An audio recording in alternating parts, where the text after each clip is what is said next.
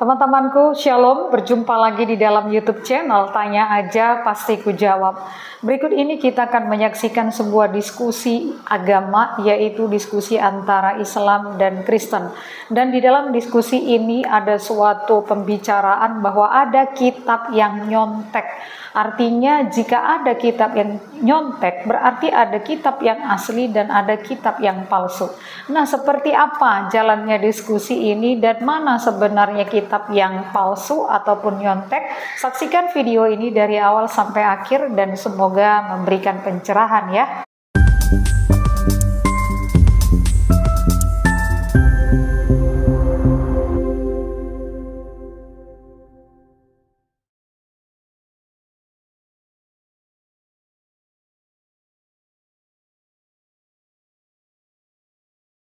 Ini, nih, semua nabi-nabi mengkonfirmasi silsilah ini. Tetapi apa kabar dengan Quran? Serem juga kalau ularnya bisa digigit. Om Maimat, bentar ya Om Billy. Om Maimat mau menyampaikan apa ini? Kita dengarkan dulu. Tadi minta Al-Araf 172 ya. Kita lihat ini malah ini lucu. Kenapa saya katakan lucu? Karena mengatakan ketika Tuhanmu mengeluarkan dari tulang punggung anak cucu Adam keturunan mereka dan Allah mengambil kesaksiannya. Saya baca sampai bawah, ini kok malah anak cucu Adam keluar dari tulang punggung. Ini malah gimana Kak Nur? Baca semua dulu, coba nanti kita bahas pelan-pelan sampai. Oke. Ketika Tuhanmu mengeluarkan dari tulang punggung anak cucu Adam keturunan mereka dan Allah mengambil kesaksiannya terhadap diri mereka sendiri. Bukankah aku ini Tuhanmu? Betul. Kami bersaksi agar pada hari kiamat kamu mengatakan sesungguhnya kami lengah terhadap hal ini. Oh, ini berarti anak cucu Adam dari tulang punggung ya, bukan dari rahim istrinya Adam atau gimana? Iya, baik Pak. Jadi gini, kenapa tadi saya mengambil contoh ayat tersebut? Karena tadi tentang iman yang beli kucing dalam karung. Contohnya gini, ayat itu jika kita baca, tentunya kita hanya meraba-raba sama seperti apa yang Agatha sampaikan, bahwa kita itu beriman seperti membeli kucing dalam karung, nggak tahu isinya apa. Makanya kami diajarkan bahwa kita bukan hanya membaca saja, ayat itu harus dipahami dan dijalani. Sehingga apa? Sehingga kita masuk dalam ayat tersebut, kita tahu apa yang kita saksikan. Seperti itu. Nah, itu kejadiannya itu kan anak cucu Adam sebelum ditiupkan ke alam rahim, maka mereka ditanya, apakah aku Tuhanmu? Dipastikan di situ. Dan kami menjawab, ya. Dari tulang punggung, bukan rahim, tulang punggung. Ya, jadi kalau itu sih bahasanya sulbi ya. Tapi kalau saya pribadi memaknai ayat tersebut, kita ini jasanya dilahirkan dari ibu bapak. Ya, tetapi secara keimanan kita harus berproses lagi menjadi yang manusia seutuhnya, manusia yang zahir batin. Kalau saat ini kita nggak memproses diri kita tentang ketuhanan atau keimanan, tentunya kita hanya berjasad saja dan disetir oleh pikiran. Kita nggak bisa mengenal Tuhan tanpa kita menyadarkan kesadaran kita atau jiwa kita. Itu sih Pak. Coba mereka menjawab apa, Mas? Betul, Engkau Tuhan kami bersaksi apa nih? Agar pada hari kiamat kamu mengatakan sesungguhnya kami lengah terhadap hal ini. Ini kenapa kesaksian manusia ini nunggu mati, Mbak? Bukan nunggu mati ya. Sebentar saya dijawab. Bukankah aku ini Tuhanmu? Mereka menjawab, betul. Kami bersaksi agar pada hari kiamat kamu mengatakan sesungguhnya kami lengah.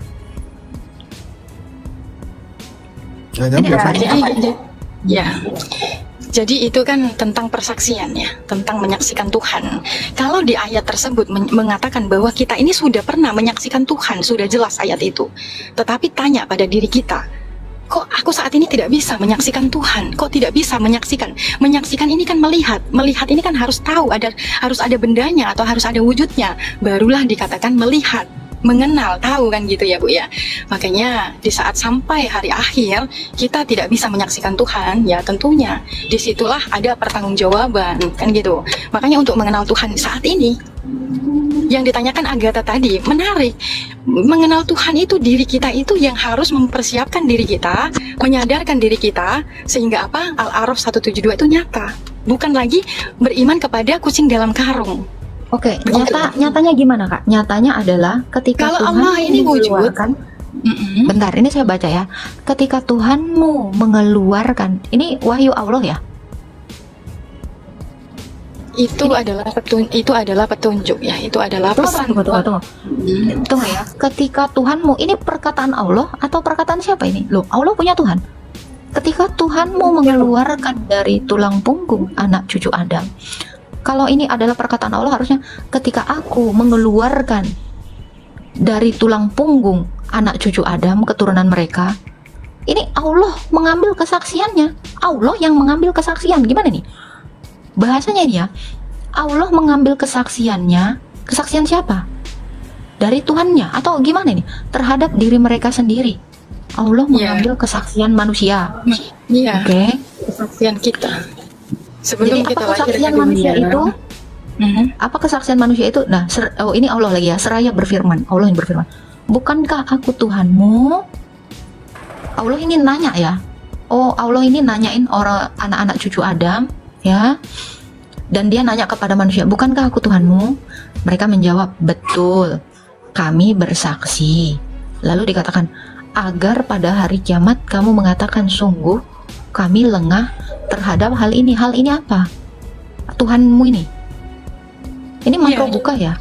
Ya, jadi gini, Al-A'raf 172 itu jika kita betul-betul masuk dalam ayat tersebut, sehingga apa? Itu kan ada urutannya, di situ disempurnakan. Ada Sot 72 mengatakan bahwa contohnya gini, Sot 72 dikatakan gini ya, kalau coba nanti dibuka lagi ya, setelah aku sempurnakan kejadiannya, seperti itu.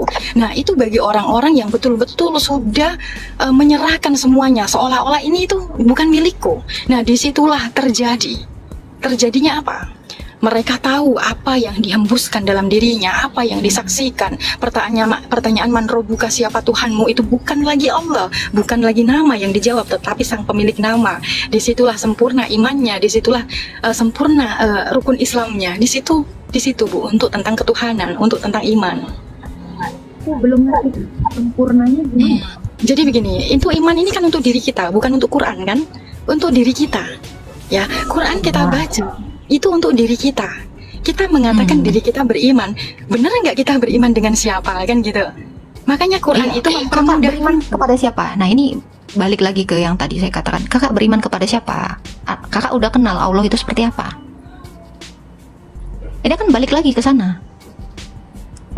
Ya, jadi di kami itu diajarkan ya Agatha, diajarkan begini.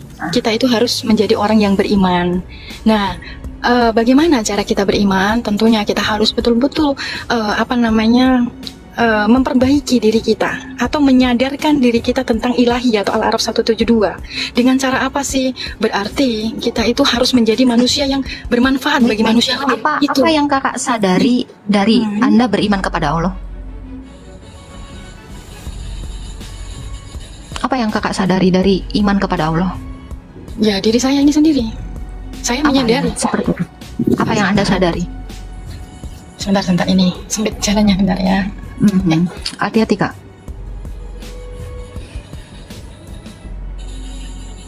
Oke. Yang saya sadari kenapa saya beriman kan gitu. Ya, diri saya ada karena orang tua saya kan gitu. Alam semesta ini ada ya karena Allah pencipta langit dan bumi. Ini yang menjadi bukti bahwa kita itu betul-betul harus mengenal siapa yang mengadakan alam semesta. Kita bukti apa Kak? Sebentar. Bukti apa yang membuktikan Allah menciptakan alam semesta? Allah ini kan baru diperkenalkan Muhammad abad 7. Buminya udah ada. Ini wahyu umum.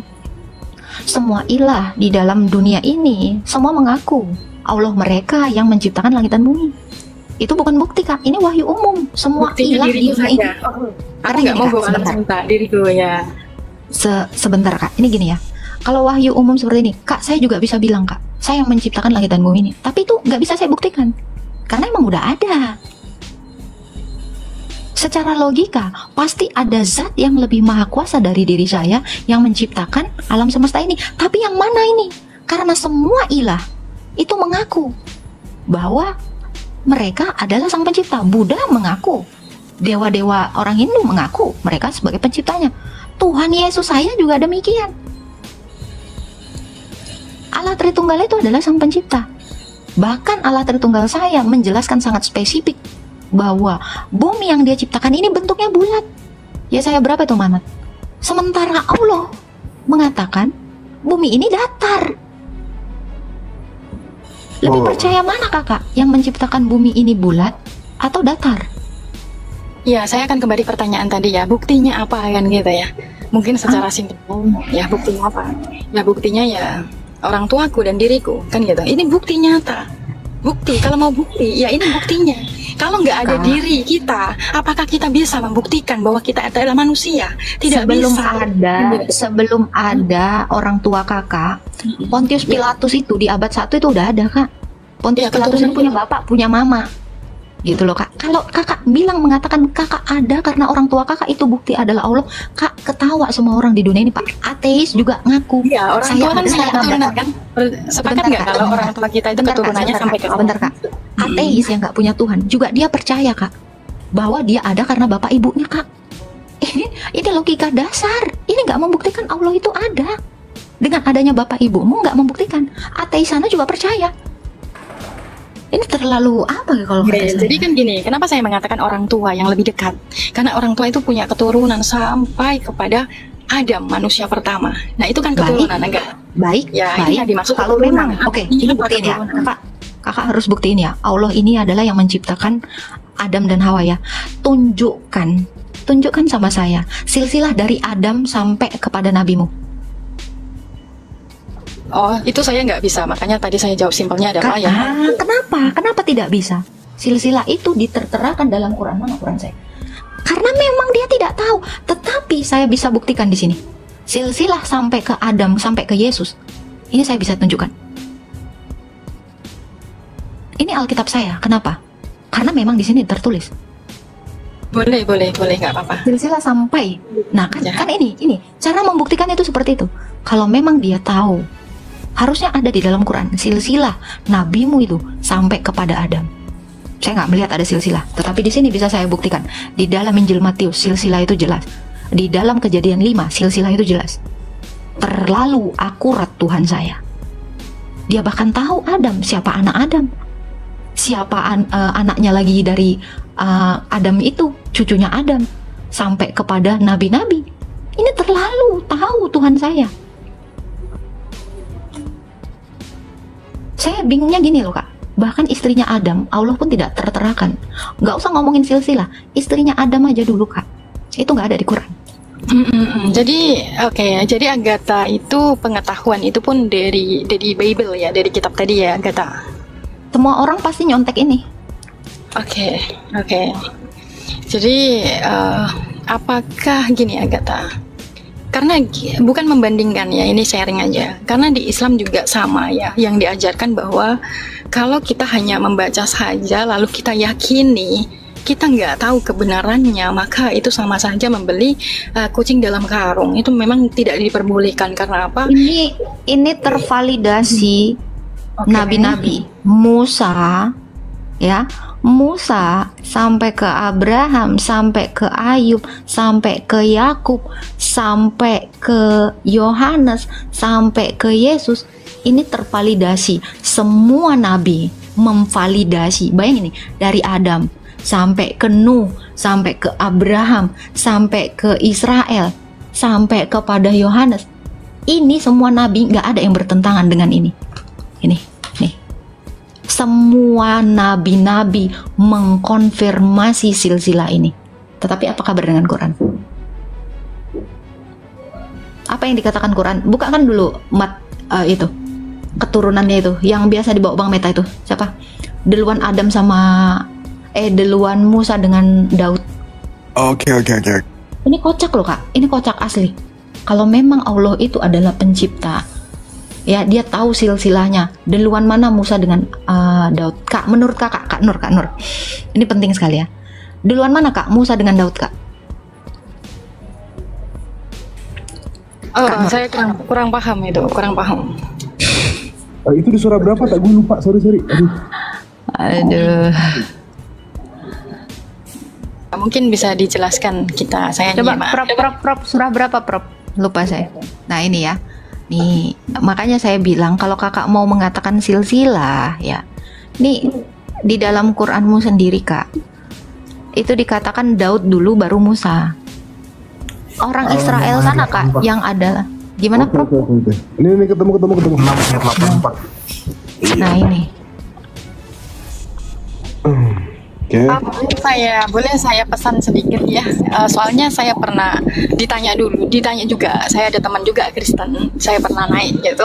Saya ditanya juga duluan mana. Nah itu akhirnya menjadi persoalan lah. Nah itu yang saya nggak mau gitu. Nggak ada perdebatan gitu. Kalau mau diskusi nggak masalah gitu. Kalau misalkan saya nggak paham ya dipahamkan kan seperti itu. Kalau misalkan tanya dijawab. Kalau misalkan kurang ya bisa dikoreksi kan seperti itu supaya tidak ada perdebatan. Oke, saya bacakan ya, boleh ya? Boleh baca. Ya. Oke, Al-An'am 84 kita lihat ya. Kami telah menganugerahkan kepada Ishak dan Yakub, tiap-tiap mereka telah kami beri petunjuk. Sebelumnya kami telah menganugerahkan petunjuk kepada Nuh, menganugerahkan petunjuk kepada sebagian dari keturunannya, yaitu Daud, Sulaiman, Ayub, Yusuf, Musa, dan Harun. Ini keturunannya. Ini silsilahnya kacau sih kalau kataku. Ini Sulaiman itu lebih tua dari mana tuh? Sulaiman lebih tua dari Ayub ya. Terus Yusuf, terus ke Musa, terus ke Harun. Nah ini nih. Ini kalau orang istilahnya kalau di dalam pohon keluarga ya, family tree ya, itu bisa jadi kakeknya jadi cucunya, terus nanti keponakan itu jadi omnya. Nah ini kan kelihatan banget ya, randomisasi gitu Kak. Ini Prof ini mencetuskan pertanyaan ini adalah pertanyaan basic ya Prof ya, untuk membuktikan orang berakal. Betul nggak Prof? Betul. Selamat pagi semuanya, salam. Pagi Gurunda.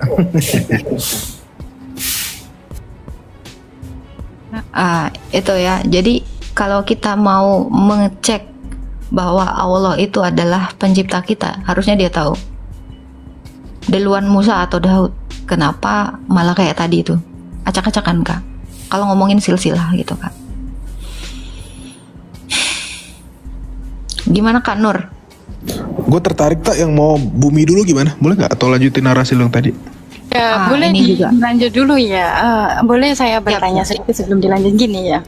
Boleh. Kalau saya kan dididik bahwa kalau tentang keimanan itu ya sah-sah saja kita mau mempelajari tentang kisah, tentang sejarah gitu kan ya. Tapi sangat bahaya sekali kalau kita masukkan dalam keyakinan seperti itu. Karena apa?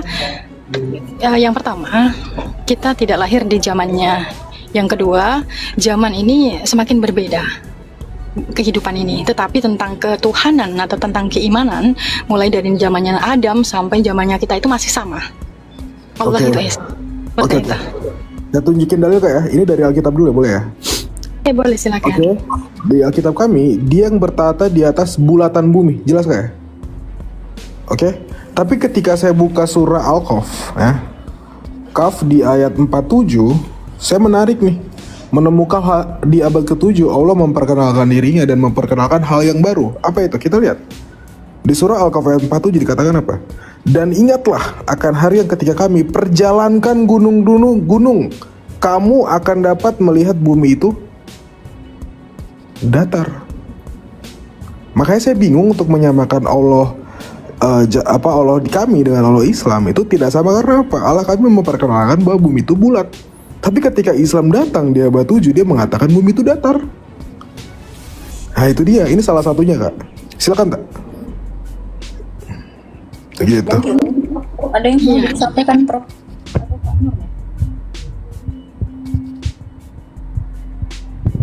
Iya. Sama berakli ya kan. Kalau memang bumi itu bulat ya, tentu manusia pertama yang tahu bumi bulat adalah Muhammad. Karena dia pernah dibawa keluar angkasa waktu peristiwa Isra dan Miraj. Tapi dia nggak pernah bilang bahwa bumi itu bulat. Nah, saya curiga memang sepertinya itu hanya pepesan kosong. Ya ini saya yang bilang ya, hanya pepesan kosong belaka. Karena kalau dia mengetahui dia betul-betul dibawa ke Sidratul Muntaha, pasti dia ngeliat bumi itu bulat. Sama seperti yang kita imani sekarang.